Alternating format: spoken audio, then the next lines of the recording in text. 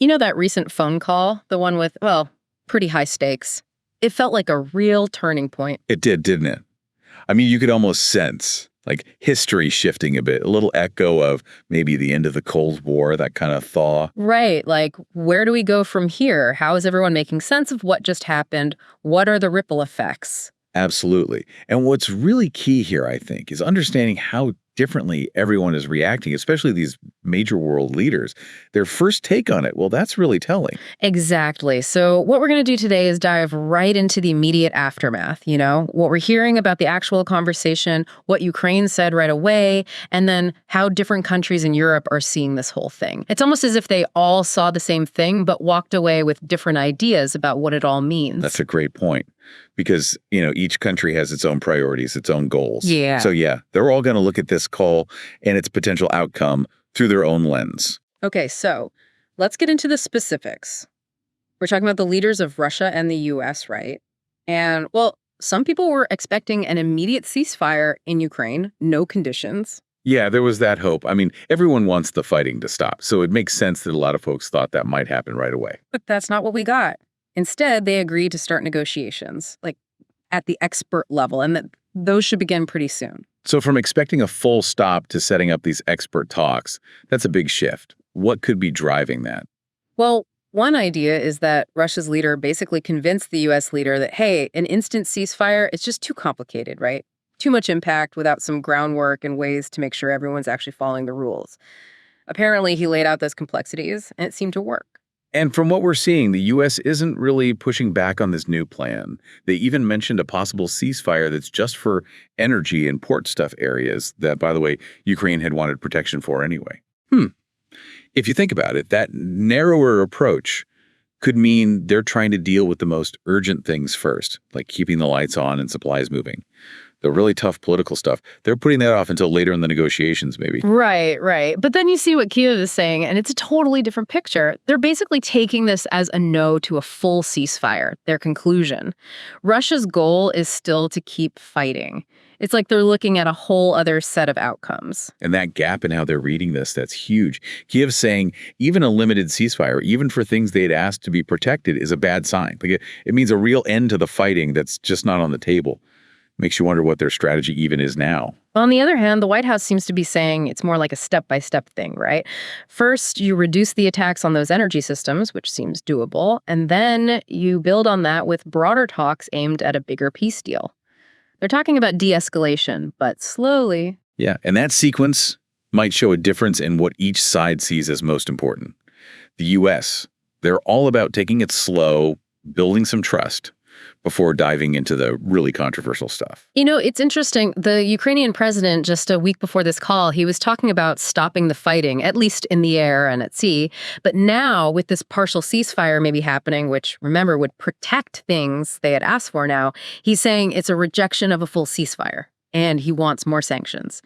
There's something that doesn't quite add up there. It's definitely a head-scratcher. And it shows how tough it is, when you're in the middle of a conflict. What you need right this second, your big long-term goals, they don't always line up perfectly. But calling for more sanctions, that suggests they still think squeezing Russia, keeping that pressure on, that's how they'll get what they want. And then you've got these drone attacks, too. The Russian Defense Ministry says they stopped some. And, the timing is pretty striking. Right after these ceasefire talks start, boom. It's all about perception, right? Whether these things are actually happening or not, they get used to shape how people see the conflict, whether peace is even possible. It's a messy situation, and we have to be clear, even if they stop hitting those energy targets, that doesn't mean everything is off limits. Transportation, supply hubs, even places with soldiers, those could still be attacked. So partial ceasefire, it's very limited. Super important to remember that. A pause on attacking some specific things, that's not the same as stopping all military action. You miss that nuance. You really miss the whole picture. And to make things even more complicated, Ukraine apparently hit an oil pumping station inside Russia, one with Western investors. Russia immediately called it a provocation, something meant to sabotage the peace talks, which, let's not forget, Ukraine hasn't actually agreed to. Oh, yeah. And how do you even read that? It could mean things aren't so unified within Ukraine's military, or maybe it's a deliberate move to blow the whole thing up before it even gets going. And Get this. Russia even says their own air defense shot down some of their own drones that were headed towards Ukraine. This was after their leader had supposedly said to stop that. I mean, it's just confusing. If that's true, it just shows how hard it is to make even small steps towards de-escalation when you're in active fighting. Mistakes can happen, things can get out of control easily. So maybe Kyiv sees this partial ceasefire as a bad deal. They might think hitting Russia's oil and gas stuff directly is a better way to weaken them. They even mentioned a new longer-range missile they've already used to hit a Russian refinery. They're definitely still thinking offense. It does seem like they're sticking with that asymmetrical approach, hitting where it hurts financially.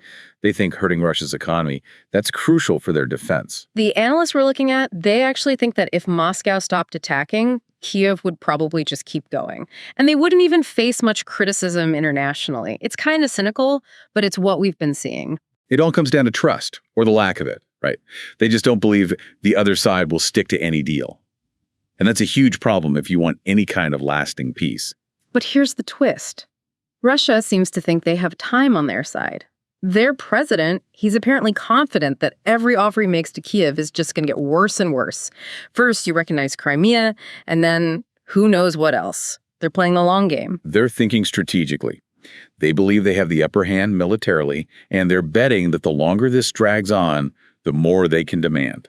And some reports even say Russia might want all of Ukraine. Even though militarily that's a huge challenge, it might sound like a pipe dream, but it shows just how big their goals might be. If that's true, well, it's terrifying. It shows how high the stakes already are and how this could go on for a long time. The whole region could be affected. Now, across the pond, over in Europe, the reactions to all this are all over the map. Some Democrats in the U.S., they're saying the U.S. leader got played, that Russia's just stalling. This shows how much domestic politics plays into all of this. For sure. What happens on the world stage always gets filtered through a country's own internal politics. It's inevitable. One European leader even said, pretty bluntly, that to stop the attacks, you just have to stop attacking. I mean, sure, it sounds simple, but this is a really complicated problem, and you can hear the frustration there. That's the thing with these simple solutions, right? They sound good, but they ignore the bigger picture, the incredibly tough choices leaders have to make in a situation like this. Ukraine's president actually went to meet with this particular leader, maybe to talk about things before a call from the White House. There was even chatter that the U.S. leader would call him to explain what he talked about with Russia, but that didn't happen right away. Apparently, Kyiv was a little worried about that. Shows how vital communication is, keeping everyone on the same page. It's all happening so fast, Yeah. and everyone wants to know what's going on, especially the allies. Information, getting it out there quickly, that's key. The Finnish president chimed in too, saying Ukraine shouldn't take a peace deal that's forced on them. He even compared it to what happened to Finland, how they felt they lost some control after a past conflict. It's a warning, basically. Don't just accept bad terms to get peace. Yeah, and using that historical example really hits home, you know? It shows how peace deals can have really long-lasting effects. You have to make sure they protect a country's independence, their future. You know, the source we're looking at, they ask a good question. Does the U.S. even care what Europe thinks anymore, given what's happening over there? I mean, some European leaders have talked tough, but the EU's top diplomat, he said they won't stop sending weapons to Ukraine, even though Russia apparently said that's a key thing they want. So the U.S. and Europe, maybe they don't see eye to eye on everything. And that difference on the weapons, that's a big deal. It adds another layer to all this diplomatic back and forth. Yeah. The Kremlin, it seems like they're hoping the White House can somehow quiet down those more, let's say, aggressive voices in Europe, the ones who seem to get more riled up the closer peace talks get. It's like they think some people actually benefit from keeping the war going. It's a pretty dark thought, but it reflects a belief that some actors, for whatever reason, they don't want the fighting to stop. And the president of the European Commission, he even said making the EU stronger means adding countries like Moldova and Ukraine. Some analysts think that's backwards, like adding shaky parts to a building to make it stronger. It shows the whole debate about where the EU is headed, how it grows. Right. It gets to the heart of this question about the EU. Should they expand, bring in more countries, even if it means things get less stable? It's a tough trade-off. So even with all this, the U.S. leader still said he's cautiously optimistic after the call, but he did repeat that warning about World War III if the U.S. gets more directly involved in Ukraine. And he also denied talking about cutting off aid to Ukraine, which Russia had claimed. The U.S. is walking a tightrope here. Totally. Support Ukraine, but don't get into a shooting war with Russia. That's a tough line to walk. It's also interesting they mentioned the U.S. wanting to develop Russia's rare earth minerals. And then there's this report about a program that was tracking Ukrainian kids taken to Russia getting shut down. That last part is really worrying, for the case against Russia's president at the International Criminal Court. It raises big questions about whether anyone will be held responsible for war crimes. Yeah, that's disturbing. If that evidence is gone, it makes it harder to get justice, and it sets a bad precedent. Right after this call, they took down that Z symbol from the U.S. Embassy, and there were some other symbolic moves, too. The analysts were following. They say this points to relations getting better, that 1980s vibe again. These things, they might seem small, but they can say a lot in diplomacy. It's like a secret language, right?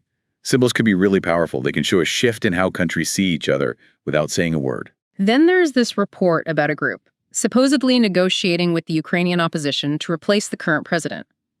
And this group supposedly includes the U.S. leader's son, his son-in-law, and a media personality. The goal, apparently, is to make the current leader do what they want by showing him there's another option. The analysts, they find this really troubling, especially given who this opposition is. It raises big questions about outside meddling in this conflict. Interfering in another country's politics, especially when it involves these kinds of figures, that's a problem. It raises questions about whether Ukraine can even make its own decisions. And we should say there are other opposition groups in Ukraine, but a lot of them are being silenced. The analysts mentioned one party that actually won some local council seats, even though they didn't have much money and no media coverage. Yeah. It's a reminder that there's a lot going on politically in Ukraine that we don't always see. It's easy to forget that there's a whole internal political landscape in Ukraine, different groups and voices that we don't always hear about. But even with all this maneuvering going on, the Kremlin says Ukrainian elections weren't even talked about during the call. And Ukraine's president, he was apparently pretty upset that the U.S. leader hadn't called him directly, and he made some pretty sharp comments to Ukrainian journalists. It shows that personal connections, those direct lines, they really matter. Especially in a crisis, having that direct line to another leader, being able to talk things out personally, that can make all the difference. A British analyst talking about the call, they said, well, Ukraine's not at the table, it's on the menu, meaning they're talking about Ukraine's future without Ukraine being there. And of course, the Ukrainian president, he fired back. He said any deal about Ukraine has to include Ukraine, which is, basic international law. It's about a country's right to decide its own fate. It's a core principle of how countries are supposed to interact with each other. He also said calls to stop the U.S. and Ukraine from sharing intelligence, that's just not good enough. Kyiv needs that information, especially about missile launches. He even talked about a Ukrainian satellite project that's apparently in trouble, which means they have to rely on others for intelligence. That shows how crucial intelligence is in modern warfare and how much Ukraine needs outside help to get that information. And the satellite thing, that suggests maybe their own intelligence gathering isn't as strong as it needs to be. About the Zaporizhia nuclear power plant, which has been a big worry, well, it's not clear if they even talked about it specifically. Russia's state nuclear agency, they've basically said they don't want to share control of the plant with Ukraine, which means things are still pretty dangerous there. That's not good. And that's the scary part, right? No one knows what's going to happen with that plant. There's a real risk of a nuclear accident, especially with the fighting still going on, and they haven't figured out a safe way to manage it. Ukraine's president also said Russia might launch attacks on several fronts, trying to put pressure on him. He even said Ukraine might have to go into Russian territory to relieve that pressure, talking about tactics they used before. It shows the military situation is still tense and how Ukraine is thinking strategically. They're worried about Russia pushing forward on multiple fronts. Yeah. And the fact that they might attack across the border, well, that shows they're willing to do whatever it takes. And the latest thing. A U.S. delegation is going to meet with both Russian and Ukrainian folks in Saudi Arabia, but at the expert level. So military people, energy people, port people. They'll probably talk about a limited ceasefire, with the U.S. maybe acting as a sort of referee. Kyiv apparently gave a list of places Russia shouldn't attack, and Russia is expected to do the same. It's interesting that they're moving to these more technical talks. Yeah, it could mean they're moving away from the big picture stuff and trying to deal with specific things like how to actually de-escalate, how to make sure everyone follows the rules. And if the U.S. is guaranteeing the deal, that could be a big factor. The analysts we've been talking about, they're really curious about those port experts being there. I mean, if it's just about not attacking ports, why the experts? They think it might mean there's a deal in the works to hand over control of Ukrainian ports to the US, maybe to protect them, but really to divide up assets after the fighting. That's a pretty big idea. That's a huge deal if it's true. It makes you wonder who will control Ukraine's economy in the long run. And the fact that they're talking about that pipeline from Russia to Ukraine, the ammonia one, for the U.S. overseeing it, that kind of backs up that idea. So the bottom line, Russia isn't in a rush to agree to a longer ceasefire. They don't think it'll lead to a real peace deal. And the U.S. seems to agree with them. Kyiv will probably have to give up land to get security guarantees. Ukrainian officials, at least publicly, they say, no way, that's a red line. But our analyst thinks they probably get it and maybe even accept it, but they can't say that out loud. It's the central problem of the whole conflict. It's a classic dilemma. Do you hold on to every inch of your land, or do you give some up to get peace and some protection? What Ukraine says publicly and what they're thinking privately, well, that just shows how sensitive this issue is. And the analyst ends on a pretty harsh note. They say Kyiv's friends in Europe are actually trying to sabotage the peace talks, keep the war going. They even compare it to what happened in Syria with support for terrorists, implying that they don't care about civilians. They paint a pretty bleak picture of the EU, saying it's actually making the world less stable because you never know what its members are going to do. It's a pretty critical take on the whole international situation. It shows just how divided everyone is, how different their agendas are. Makes you wonder if they can ever work together to actually achieve peace. So to sum it all up, this phone call, it didn't lead to the quick de-escalation everyone was hoping for. And the way forward, well, looks complicated to say the least. It really highlights how delicate these international talks are, how easy it is to misunderstand each other, even when leaders are talking directly. It makes you think, doesn't it? It really does. Think about this.